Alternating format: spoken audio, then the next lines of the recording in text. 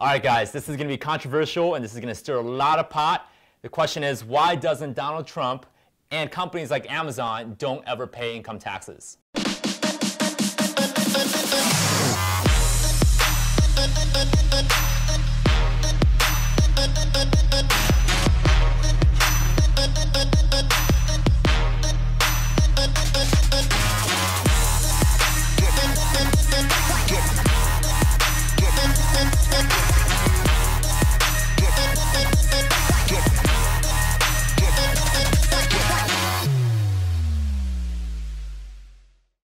Friends, my name is Sam Kwok, one of the Kwak Brothers, real estate investor, entrepreneur, and author of the book Fire Your Boss. And in this video, we're going to get some controversy out of the way, and this might be interesting in the way that we're going to talk about. Now, this video is nothing about politics. I'm not going to share any of my political opinion.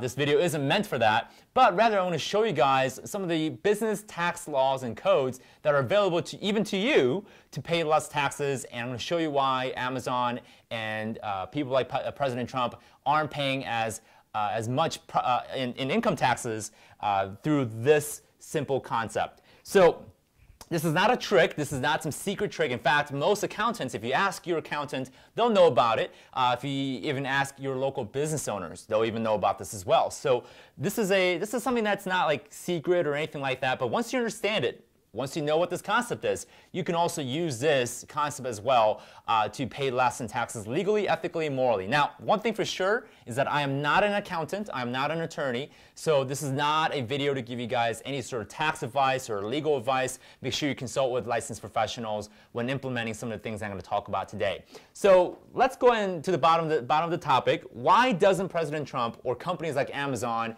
pay taxes? Recently, I read an article that said Amazon didn't pay something like $11 million or $11 billion. I don't know if it's million or billion, but Amazon didn't have to pay income taxes.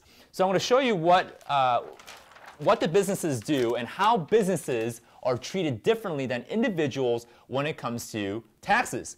So let's say, I'm going to give you an illustration, and you and I'm going to make sure you participate as well. Let's say you and I decided to start a lemonade stand business. Okay, so let's say you and I got this business going called Lemonade Incorporated. Okay, now to start a lemonade business, we're gonna need ingredients, right? We can't just not spend any money on sugar, lemons. We're gonna need to buy a lot of ice. We're gonna have to buy equipment like a table. So let's say in the beginning phase of our business, okay, we have to spend $1,000 on ingredients. Okay, we had to also spend another $1,000 on equipment to get our business running. Okay, so we have to spend $2,000 just to get our ingredient and equipment all ready to go. So you and I hustle, right? We go out into the street, we wave down cars, we get them to buy our lemonade, and at the end of this month, we generated a total income of $5,000 of income. That's pretty cool, right? That's pretty good for a lemonade business, right? To earn $5,000 in lemonade sales. Now, this is in the business world, we call this gross income.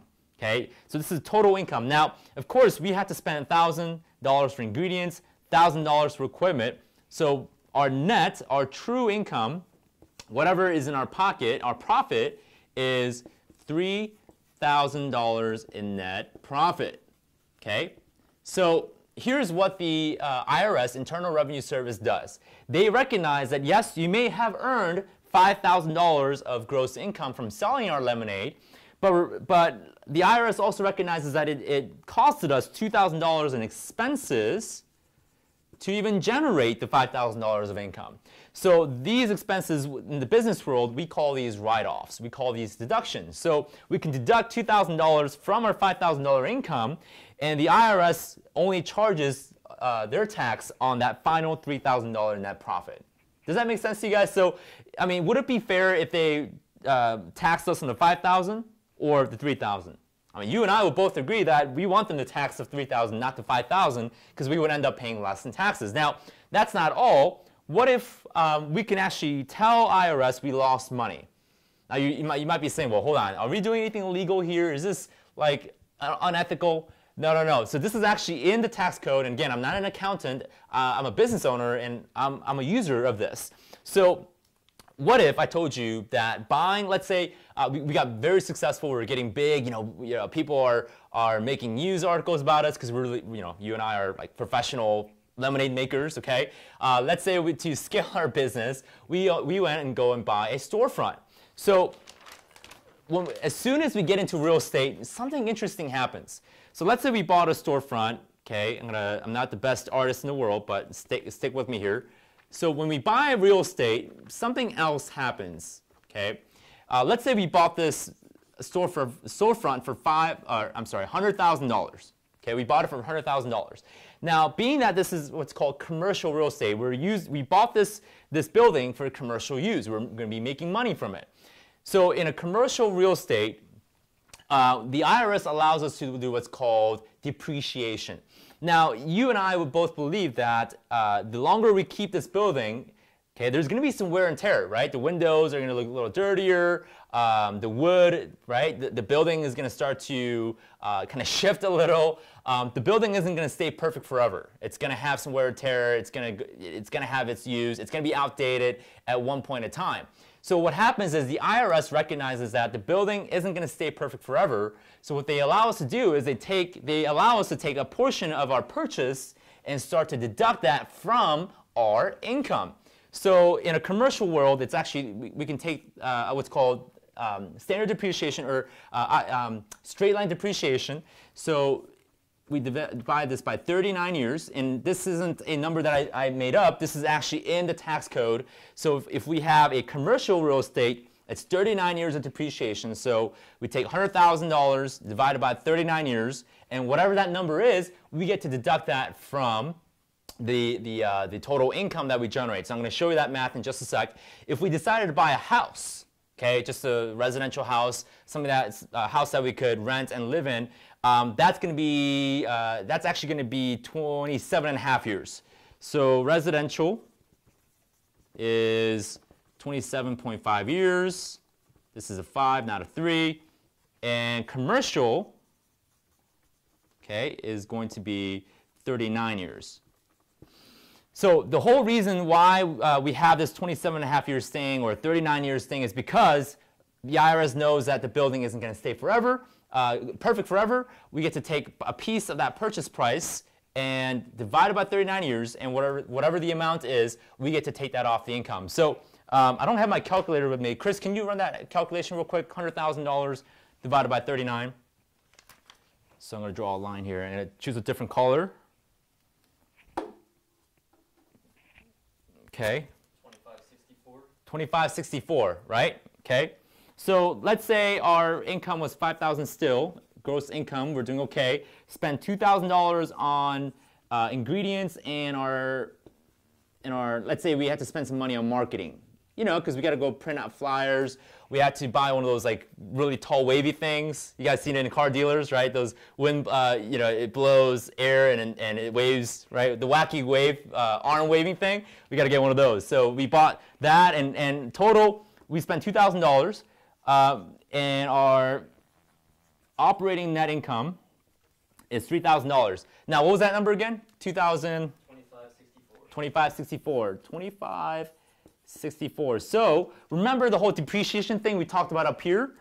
We get to take $100,000 divided by 39 years, and we get to take whatever that amount, which is 2564, and deduct that from our income. So now we're down to like, let's see, $436, right? So our net income ends up being $436. So at the end of the day, our tax return, our net profit is going to save $436. I know this is super simple. I'm going to stick to simple. So $436. Now, if we get taxed on $436, what does that end up being? Like hardly anything, right? If we actually spent a little bit more on our ingredients, we would actually go into zero. We would be negative. So would we pay taxes if we had negative income? No, right? But that 2564, guys, that's losing money on paper. That's still in our bank account. The $2,564, okay, we didn't actually lose it. Okay, we lost it in the value of our real estate, our storefront, okay, our commercial real estate. But we didn't actually lose that money cash. Does that make sense? We still have that money in the bank account, but we get to tell the IRS, because this is, we're depreciating our real estate here, we get to deduct that amount from our income, and we only have to pay taxes on that $436. Hooray, right? That's pretty cool.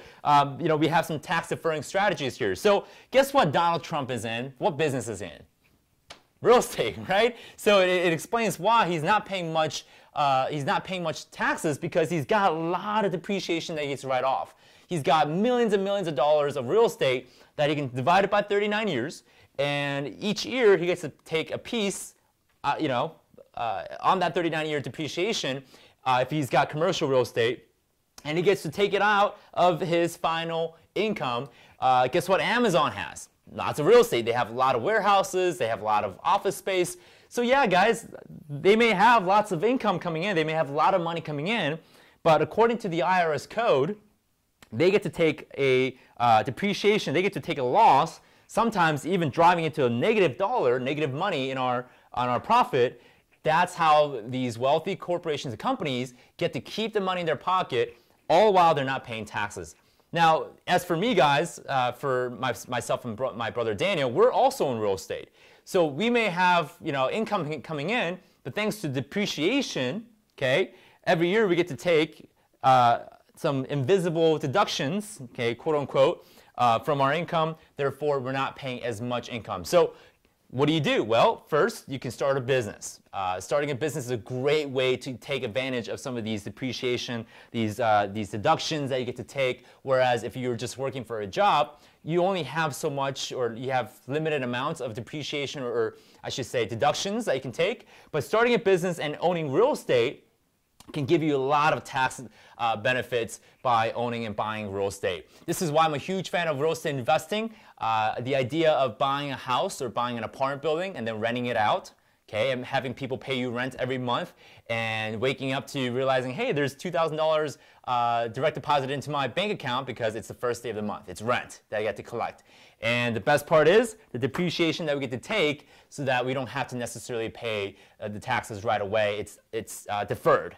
So guys, I hope you understand why businesses like Amazon or President Trump isn't paying as much taxes. In fact, most politicians that own real estate take advantage of this very same concept that I'm sharing with you guys today about business write-offs, business taxes, and also real estate depreciation. So if you haven't considered this already, I highly encourage you guys to get into real estate investing to take advantage of these tax rules and tax codes that allow us to pay less in taxes every year. So guys, I hope this was eye-opening. I hope that this gave you some insights as to what the wealthy individuals do to pay less in taxes and keep more money in your pocket. All right, guys, thank you so much, and I'll see you guys in the next video. Take care. Hey guys, this is Daniel. And this is Sam. We are the Kwak Brothers. I hope you guys enjoyed that video. If you want to see more content value that we put out like this, what should they do, Sam? Go ahead and hit the subscribe button, and also hit the bell icon so you guys get notification for our upcoming videos. That's right.